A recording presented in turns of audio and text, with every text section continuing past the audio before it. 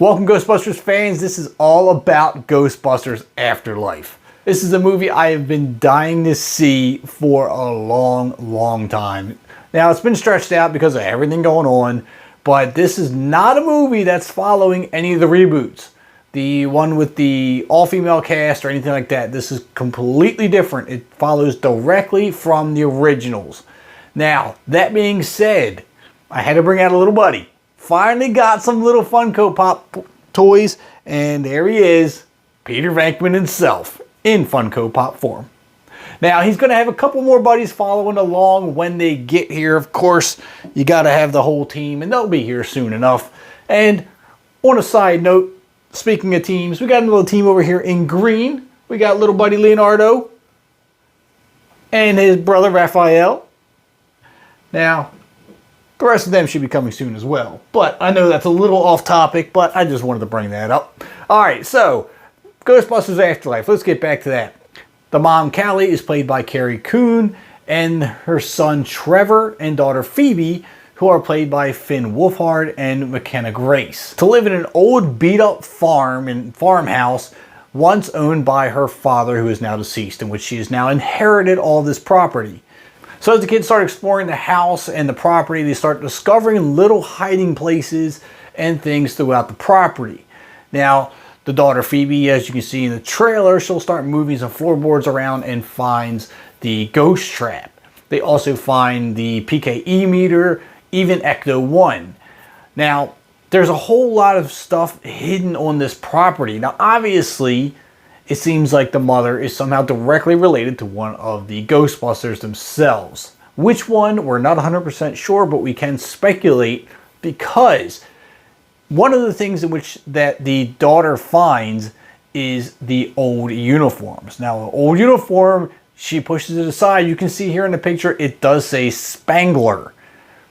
Maybe this was Egon Spangler's property. This is where all of the equipment was retired to. Maybe this is where he kept working. Now, while using the PKE meter, she finds this little outhouse and finds a fireman's pole. Go figure, fireman's pole slides on down to a hidden cave, I guess we'll call it, where you got the proton pack, you have a bunch of equipment, and in the little science jars, you have samples, and if you read closely, it says plasma samples. And of course, in the big barn, they find none other than Ecto-1. So this is mind-blowing to me. I'm absolutely geeking out over this trailer. I'm going to have the full trailer on my Instagram page for this channel. I will have it down in the description below for a link to the Instagram page. Full trailer will be there. Make sure you go follow the page and check out the trailer. You're absolutely going to love it. But this is just where some of the fun begins. They actually take the ghost trap to school for their teacher to look at, Mr. Gruberson, who is played by Paul Rudd, who himself is a massive Ghostbusters fan. He lived through the original in New York. He lived through that scenario. So he's like totally freaking out about this. Oh, he thought it was a cool replica of a ghost trap. Well, then he's holding it up and he's realizing this isn't a replica, this is the real thing. So this is getting him really excited. And then coincidentally, all of this stuff around town starts happening. The town starts shaking as if it has earthquake at random times. They also have this well, this giant well that the kids are hanging out at, and this glowing green light shoots out of the well. Obviously something has escaped. So my personal thoughts are, first, maybe Spangler was maintaining a containment system on the property, keeping all the ghosts at bay, and since he has died, the containment system isn't been maintained, so it's gone, something's gone wrong with it, and all the ghosts start escaping. Well, now whose job is to round all these ghosts back up? It's going to be in the kids' hands. They're going to have to figure this out. Now, one of the ghosts that escaped, you can see, I don't know if this is in a warehouse or something, it kind of looks like Slimer, but it's not, because he's a little bit blue. He's got a blue hue to him. And I think it's a leg or an arm or something. I'm not sure. But we also know, thanks to a leaked toy photo of the Ghostbusters Afterlife, he is a blue ghost. He's got 4 arms and his name is Munchie. It's very much like a blue version of Slimer, but with arms and legs. I think that's pretty cool. You kind of have it a homage to Slimer, but changed him up a little bit. I thought that was a really cool idea. Now, one other thing that is also really cool is that the entire original cast is coming back. Now, I'm sure this is going to be in a cameo form. I can't imagine them playing a huge role in this movie. But Sigourney Weaver will be returning as Dana Barret. Bill Murray, Dan Aykroyd, Ernie Hudson are all returning as their roles as Dr. Peter Venkman, Dr. Raymond Stantz, and Dr. Winston Zedmore. So that's super exciting to see. I can't figure out, like I said, it's probably going to be a cameo. I can't imagine them having a big major role. I'm thinking maybe they'll pop up at the end of the movie and possibly, like, you know, pat the kids on the back and say, hey, great job for cleaning up the mess or something. I don't know. I'm not sure what's going to happen. But since the original cast is in it, that does excite me to a whole new level. Now, we know the kids find Ecto-1. You can see it's looking a little rough. It's definitely seen better days, sitting in a barn for 30-some years.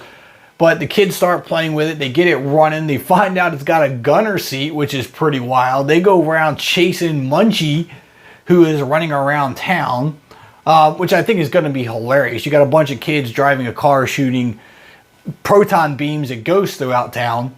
We also have another photo here where they're wearing the suits and the proton packs. I'm not sure what they're shooting at, but you can see there's this big like industrial area behind them, and they're maybe it's Munchie still, I don't know, but they're fighting off some ghosts. But one really cool ghost that I think they are bringing back, which I think is a really cool homage to the original, is if you see this photo here with Paul Rudd in his car, it looks like Zool the Demon Dog is back. It looks like his paw is right there on the hood of his car. His eyes are wide open, like he is just in complete shock of what's happening. And if this is Zool the dog, I am actually going to freak out. This is just way too cool for words. Now, I do want to touch on the property one more time that the mom has moved into, because if you look next to the old beat up farmhouse, there are 3 large, I guess we'll call them silos or giant containers. And from those containers or silos or whatever you want to call them, there are tubes that are running from them into the ground. So I'm wondering, are these camouflage containment systems? I mean, could this possibly be part of the containment unit? I don't know, but I feel like they have a rather large part in this movie, and I'm just trying to figure out what it is. To me, they just look a little out of place for a farmhouse. I mean, there's a lot of radio equipment on the roof of the house, satellite systems, antennas, all kind of stuff. Doesn't overly surprise me if Egon is sitting there playing with stuff again. But the 3 containers here, again, they look a little out of place. Like, I feel like they serve a Ghostbusters purpose, if that's even a phrase.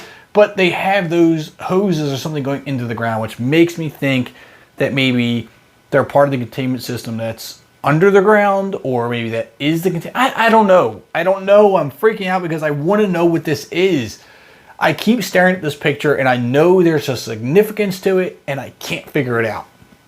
Now, I am getting a real strong original Ghostbusters vibe from this movie. Although it is a different generation, it does feel like a really nice continuation rather than a reboot or a remake, which is what I was afraid of, because I didn't want to follow down that same path as we had with the all-female cast, which clearly didn't do all that well. So I'm glad they changed it up, and now they're going with a whole different generation. But the fact that they're bringing back the original cast is the one thing that's really got me, and I know it's just going to be a cameo. There's no way they're going to have a major role in this. But just to see them all on the casting role is pretty exciting to me. So I want you to leave your comments down below what you think of the movie. What are your speculations? What kind of little hints and tips did you see in the photos or in the trailers? Things that stood out to you? What are you the most excited about? And what are you the most worried about? I feel like this movie is just going to be a whole lot of fun. There's going to be a lot of humor in it. There's going to be a lot of Easter eggs to the original. It's just going to be an overall, I just truly believe, a great movie. So do me a favor, drop your comments down below on everything we just talked about. Please drop a like on the video. It helps me out a lot and I do greatly appreciate it. And while you're at it, please hit that little red subscribe button there in the corner and I'll catch you at the concession stands.